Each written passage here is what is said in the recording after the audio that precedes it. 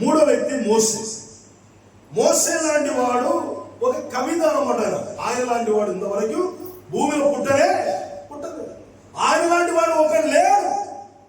Bible అంటుంది మోసే లాంటి వాడు కూడా లేడు. ఆయన లాంటి ఒకడు మీ మధ్యలోకి వెళ్ళి ప్రవక్తగా లేపుతారని చెప్పి యేసుక్రీస్తు గురించి ఒక ప్రవచన మాట చెప్పబడ్డాయి. కానీ ఆయన లాంటి వాడు ఒకడు ఇంతవరకు పుట్టలేదు. నాలాంటి వాడు ఇంకొకటి పుట్టొద్దు, అలా మారాలి. ఆర్తి లాంటి వాడు ఇంకోటి పుట్టొద్దు, ఆర్తిని సపరేట్ గా మారాలి. సపరేట్ విషన్, సపరేట్ దర్శనం, సపరేట్ ఫీల్. మనం ఎన్నుకున్నటువంటి మార్గం, మనం ఎన్నుకున్న కార్యం ఎవరికి న్యూ స్టైల్లో ఉండాలి. మోసే లేచినప్పుడు ఒంటరి మనిషి దేవుడిని చూస్తున్నాడు. దేవుడు అంటున్నాడు, మోసే 30 లక్షల మందిని నీ చేతిలో ఇస్తాను, తీసుకో. నాగర మాట వింటారు, తీసుకో. ఓకే ప్రభు. లేచి వస్తున్న ఒంటరి వ్యక్తి తన సహోదరును అగరోను కలుపుకుంటున్నాడు. అద్భుతం దేవుడు వారు చేస్తున్నాడు.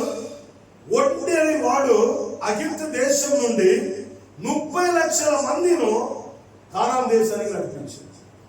అరణ్యానికి పోతుండు. ఎర్ర సముద్రం చీల్చిన వాడు. ఇంతవరకు ఎవరు చీల్చినా? ఎవరు చీల్చలేదు. ప్రపంచంలో ఒకే ఒకటి చీల్చింది, అదెవరు? మోసే.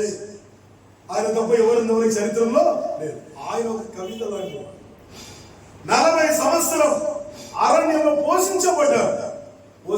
చెప్పులు అడగలే. పక్షుల మాంసంతో, పరలోక మన్నాతో పోషింపబడ్డారు. వారు పట్టణంలో వాడి చిలుగలే. సో మోసేకి తెలుసు, నేను అరణ్యంలో ఉన్నా, సముద్రం మధ్యలో వెళ్ళినా నన్ను నా జనమును దేవుడు కాపాడి నా సొంత దేశంకి తీసుకొస్తాడు. ఆమేన్ చెప్పాలి. నువ్వు ఒక కవిత లాంటి వాడు. నిన్ను వెంబడిన కుటుంబంలో, నిన్ను ఉన్న సంఘంలో నువ్వు ఖచ్చితంగా సరైన నడపగలుగుతున్న కెపాసిటీ నీలో పెరగాలి. ఆమేన్ చెప్పాలి. ఎప్పుడు చూసినా నేనేం చేయగలుగుతాను, జీవితం అయిపోయింది, ఇదే మాట.